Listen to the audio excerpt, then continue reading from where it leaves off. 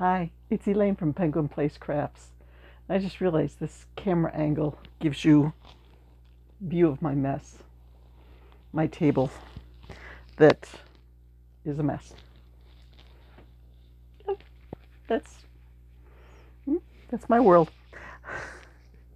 It's like, okay, I gotta clean that up. Okay, once I get caught up with this and that and that and that and that, then I'll clean it up. So that's what we woke up to. Another 7 or 8 inches. Compounded with winds overnight, there were a lot of drifts. All the schools were closed in the area. Just not a good day to be out and about. So I stayed home. And I got lots done. And you may be thinking, oh, it must be warmer in the room because she's not wearing her penguin blanket. You see 2 colors here? It's because I'm wearing 2 layers. Yes, the things we must do to stay warm in winter. So since I last checked in, I have finished 1, 2, 3, 4, 5 projects. One is the last item of the custom order, and I have that all, I have it in a box. I haven't done like the address label and packing materials and all that because I was like, I'm not going to the post office today. I'm not going out in that. So customer's very understanding. She doesn't need it for several weeks yet. And she's just halfway across the state, sending this priority mail. She'll have it in a couple of days.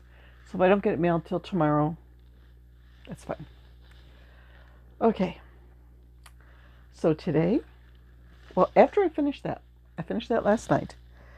And then I pulled out my scrap box. And I made a purple whale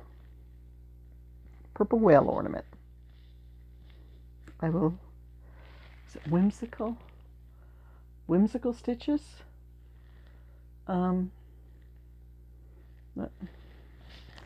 had sold an ornament earlier this week, so I'm like, okay, I need to restock that listing. So I made a whale ornament. And then when I made up a sign for selling axolotls at my table, I have a sign that says large $15, medium $12, small $8. And I want to add to that sign to say sleeping bag for medium axolotl. I need to take a few stitches off here. There's enough room for his teddy bear in this sleeping bag.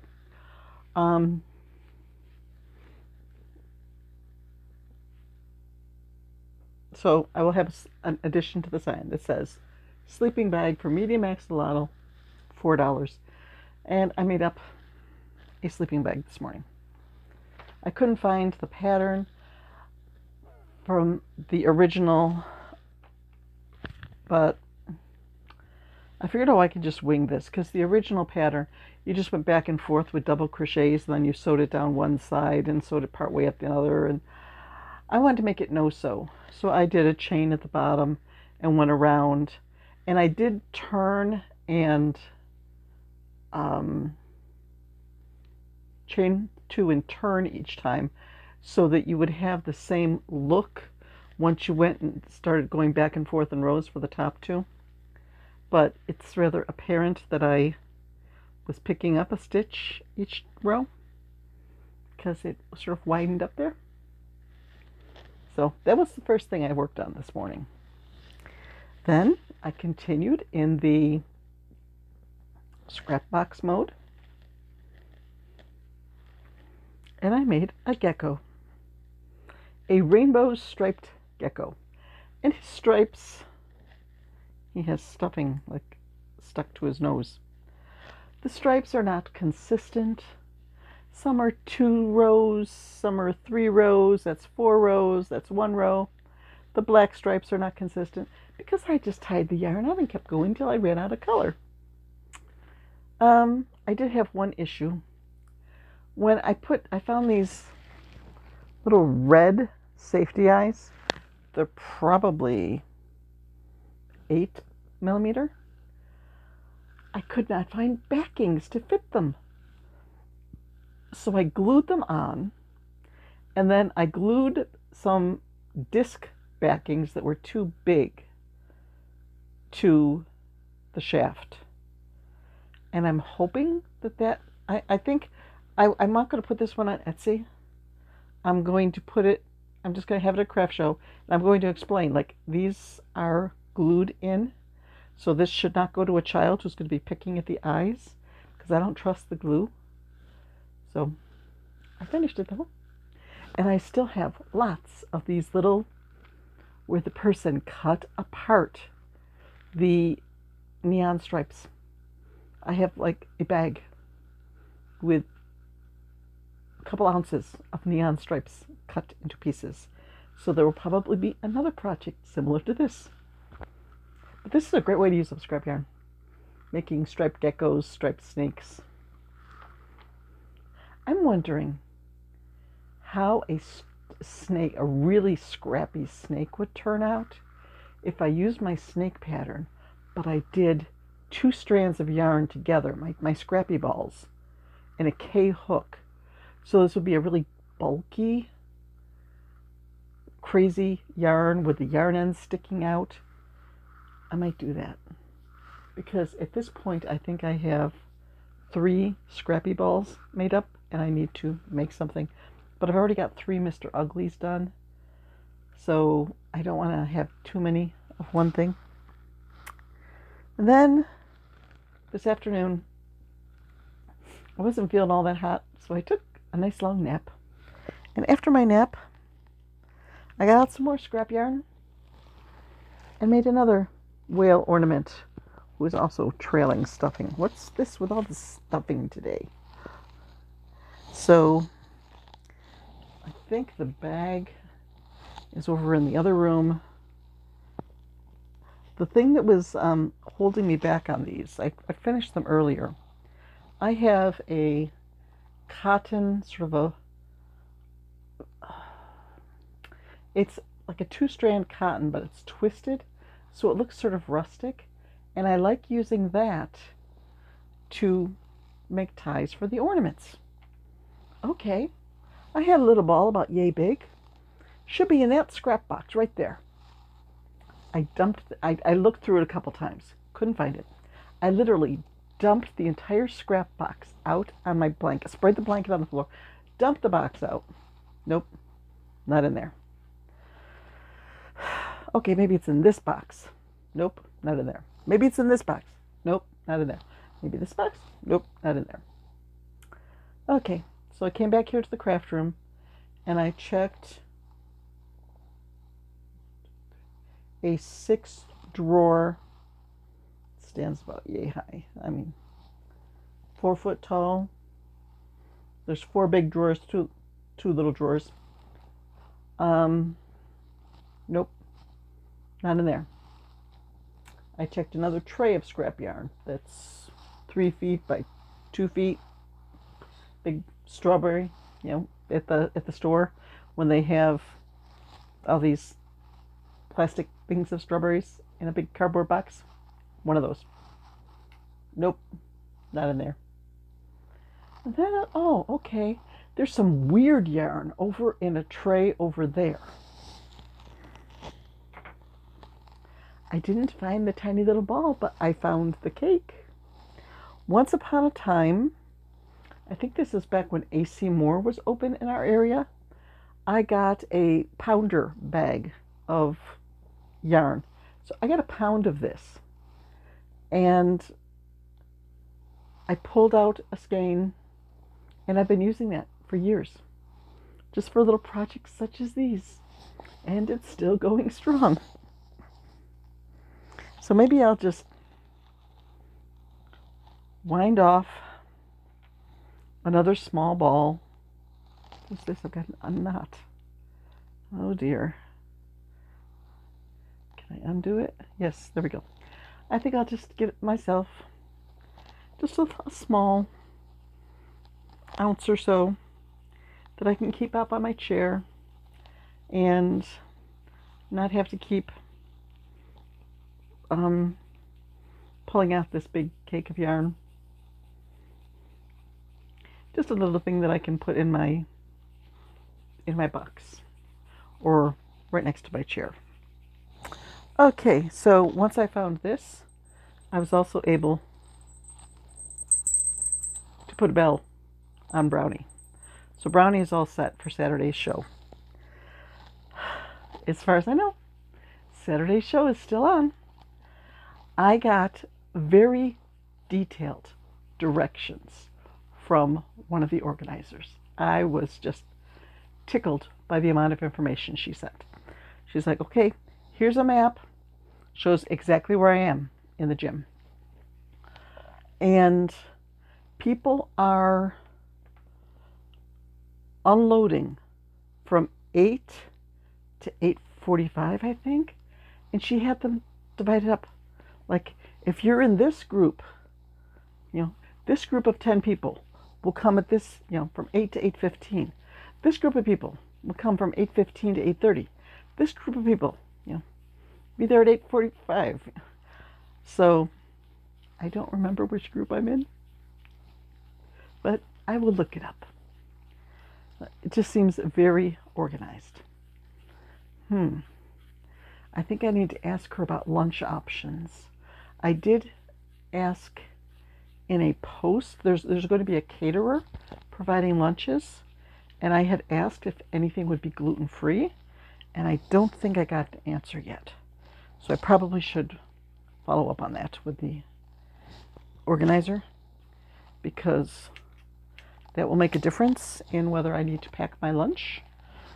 I'm going to be like right in the middle of the gym. It looks like when people come in the door, I'm one of the first spots. So that could be good. So that's it. Right now I'm sort of focusing on using up the scrap yarn box. Bag number 3. I think I'm up to 9 items made from that box. And I feel like I've barely scratched the surface. So I'm looking at the yarn like, oh, I wonder if I have enough to make a Tanner the Mini Triceratops with that. One thing I want to do, I know I've been saying I want to do this for years now, is whenever I make a project, weigh my yarn beforehand, weigh the yarn after, and write a note on the pattern that says, this uses 1.75 ounces of yarn, or this uses this much. Sometimes the designers will do that with ounces or yardage. For yardage, worsted weight is about 50 yards per ounce. So if they say, okay, this uses 75 yards, okay, 1.5 ounces. Okay, I can weigh my yarn and see if I've got enough. But if I had a little spreadsheet, Hilde the Highland Cow takes this much. Tanner the Mini Triceratops takes this much. Then I could say, okay, here I have this yarn, and I have 2.3 ounces. What can I get away with? So that would help with my scrappiness. That yarn didn't want to let go. Let's see. Is that it? It's Thursday. It's going to be a quick dinner tonight. Once upon a time, we went to Red Robin, and our youngest daughter was with us. She got a Red Robin wrap, which was chicken fingers that were coated in barbecue sauce with tomatoes, lettuce, cheddar cheese, crunched up tortilla chips, and ranch dressing. And she was exclaiming about how good it was. So, came home. I recreated it with gluten-free chicken fingers. My husband has his on a whole wheat tortilla. I have mine on a gluten-free tortilla. And it's pretty tasty. Actually, He puts black olives on his. I don't like black olives. They're slimy black things. They do not belong in succulent food. But I just cut up a little bowl and put it next to his plate. So when he's making his, he can put those on his sandwich. But they're not going on mine. So easy dinner tonight. I'll have time to edit this video. And if I could find the pattern for Tanner the mini triceratops, I could give that a go. But he's not in my dinosaur notebook. I know I've made him recently. I think there's another dinosaur notebook someplace. I need to combine the two. Yeah. One of these days, I'm going to have a one of these days video. One of these days, I'm going to make a spreadsheet of my favorite patterns and how much yarn to use in each one. One of these days, I'm going to get my patterns organized so they're all neatly put in notebooks. And if I want a dinosaur pattern, I just need to reach for the dinosaur notebook. And there it is. One of these days, there's probably more. One of these days, I'm going to get my inventory down to a manageable level where it will fit in one closet instead of spilling out into 2 rooms. One of these days, that's another one of these days. One of these days, I'm going to sell one of these ridiculously huge amigurumi that I made for crochet-alongs. Are any in here? No, they're all in a bag in the other room. Like, I have an orangutan that's like almost 3 feet tall. And, you know, he's got to be $40 or more because he's so big, because it took me forever to make him.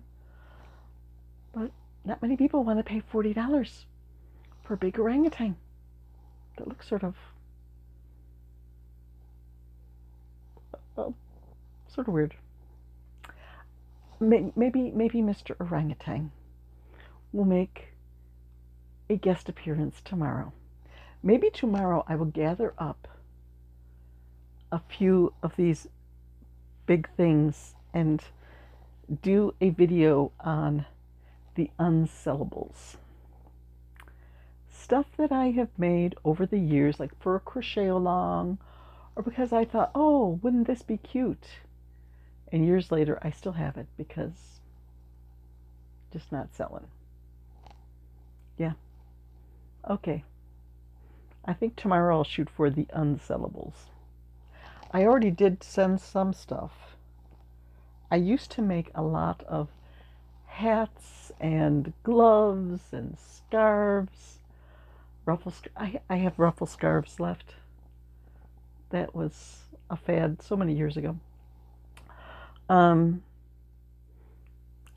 knit a pair of toddler pants. Well, a lot of work went into that. And a lot of people, oh, those are cute. How much are they? Even though I saw how much they were. Nah. I ended up donating them because it's like nobody's ever going to buy these and they're just sitting in my inventory. I donated them to a organization that helps people in need.